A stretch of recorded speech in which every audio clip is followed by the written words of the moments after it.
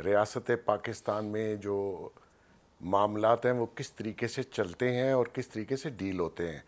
इन्होंने भी मोहतरमा का कहा, देखें अगर आप खान साहब को शहीद करवा देते तो हो सकता है सिंपैथी का वोट, अभी तो वो जेल में है अपने क्राइम्स की वजह से।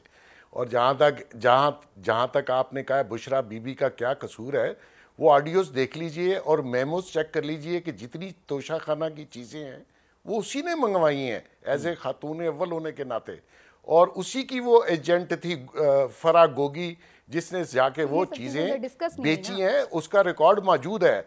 और जो मेमोज में चीज़ें अभी तक बरामद नहीं हुई वो बुशरा बीबी के बनी गाला में रिसीव की गई हैं। आप ज़रा केस का पूरा स्टडी कर लीजिए। सेकंड, जहाँ तक होता है ना जी डीमोटिवेट करना, डीमोटिवेशन नहीं है, ये चोर साबित हुए, इन्होंने गलत बयानी की, आपके इनके साथ नाइंसाफ़ी हुई है। नाइंसाफ़ी इमरान खान ने अपने दौर में की, राना सनाउल्लाह के ऊपर 14 किलो हीरोइन डाली, हनीफ अब्बासी को 3 साल सजा होनी थी, उसको 14 साल सजा करवाई रात को 12 बजे तक।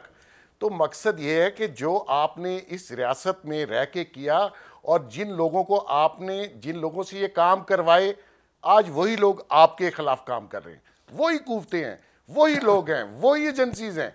तो अगर आपने उनको मिसयूज किया, आज कोई और मिसयूज कर रहा है। अगर आप उस वक्त इंसाफ पे चलते, आप उस वक्त लोगों पे आपकी जो थ्योरी है ना बनवाते। बेग साहब, आपकी जो थ्योरी है, आप दो चीजों के ऊपर, एक तो आपने पहले ये फरमाया कि he is history, he is finish now, खत्म हो गई। दूसरा, आप जब ये कह रहे हैं कि उन्हीं जराए के जरिए पॉलिटिक्स में हिस्ट्री है, ठीक है, आपने फरमाया कि उन्हीं जराए के जरिए आज इमरान खान साहब के साथ ये सब कुछ हो रहा है। सर, लेकिन ये जब सब कुछ ये माजी में हो चुका है, इससे पहले नवाज शरीफ साहब के भी तैयारा साजिश केस के अंदर उनके ऊपर भी नाअहली हो गई थी, उनके बारे में भी कहा जाता है खत्म। 2017-18 में मुझे उस वक्त याद है शरीफ खानदान के बारे में कहा जाता था खत्म, आज के बाद आप शरीफ खानदान का कोई शख्स नहीं देखेंगे। सर, फिर 4 साल के बाद दोबारा आ गए, तो आप किस तरह ये गारंटी करेंगे कि इमरान खान साहब के लिए वापसी का रास्ता दरवाजा बंद है?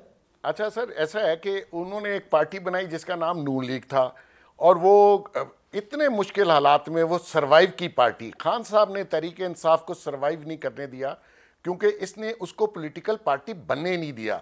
आप देखिए, ये सिर्फ उसने जितने लोग पॉलिटिकली इस थे उसने उसको पीछे हटाया उन लोगों को, और जब क्राइसिस आया होलसेल में लोग भागे, सवाब समझ के प्रेस कॉन्फ्रेंसें की। अब जो टिकट इन्होंने दिए वो पीटीआई का फेस नहीं है। वो जब पीटीआई जमात बनी तो वहां वो उस्मान बुज़दार को लेके आए जो पीटीआई का फेस नहीं था। मैंने उस वक्त भी कहा कि इसने पंजाब के लोगों की तौहीन की है बुज़दार को बना के। इसने sir political party Tehreek Insaf को बनने नहीं दिया, और पार्लियामेंट में आप देख लीजिए जो लोग थे वो कहाँ हैं आज, वो लोग अच्छा, वो कहाँ हैं, वो टक्कर के लोग, और वो जो कहते थे वो सारे भाग भूग गए।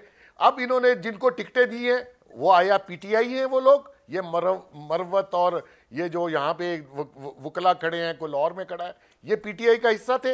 ये जिसको चेयरमैन बनाया है, ये कौन है, ये चेयरमैन गौहर, ये पीटीआई का हिस्सा था।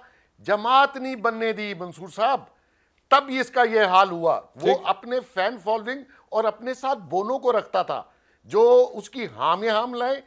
अब देखें, आपके सामने है तरीके इंसाफ का शराजा कैसे बिखरा, और जिनके आज तरीके इंसाफ है वो तो तरीके इंसाफ में कभी थे ही नहीं। तो जो पॉलिटिकल पार्टीज होती हैं वो सरवाइव करती हैं। पीपल्स पार्टी ने सरवाइव किया, नून लीग ने सरवाइव किया, एएनपी ने सरवाइव किया, भुट्टो साहब ने एब्डो लगा के उन सबको अंदर किया। मकसद ये है कि आपकी जमात अगर पॉलिटिकल नॉर्म्स पे चल रही हो तो सरवाइव करती है।